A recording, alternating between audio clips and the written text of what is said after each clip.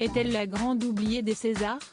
Il y a plusieurs jours, les nominations pour les Césars 2021 ont été dévoilées en vue de la prochaine cérémonie qui devrait se tenir le 12 mars prochain, et qui sera présentée cette année par Marina Foïs.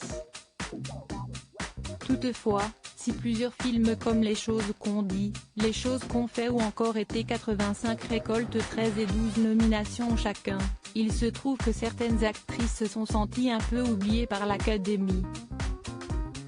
Comme Juliette Binoche.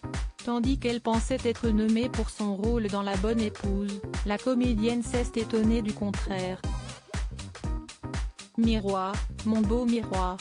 Pourquoi ne suis-je pas au César? S'est-elle ainsi demandé dans une vidéo loufoque dévoilée sur Instagram, laissant entendre qu'il y avait peut-être eu une entourloupe au niveau de la haute direction.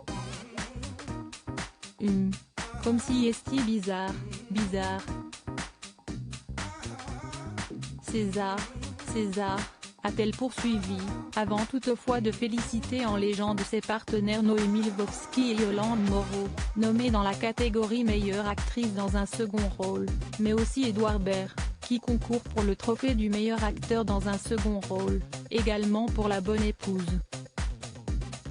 Juliette Binoche pas tendre avec la cérémonie des Césars, une théorie du complot justifiée? Il faut dire que si Juliette Binoche n'est pas la seule à avoir été oubliée par les nominations aux Césars, comme l'ont été Isabelle Huppert, Catherine Deneuve ou encore Adèle Haenel, la comédienne n'est depuis plusieurs années pas tendre avec la cérémonie, qu'elle avait sévèrement taclée l'année dernière, assumant complètement d'avoir snobé la remise de prix. L'atmosphère de ces Césars. Pour moi, il n'y avait pas l'esprit du cinéma, avait-elle déploré dans cet avou. On ne parle pas du cinéma.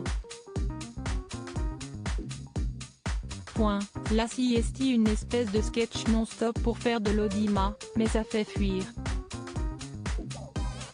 On n'est pas au cœur de ce métier qui est très divers, passionnant. Ça s'appauvrit, ça devient médiocre et si est ça que je trouve ça très triste.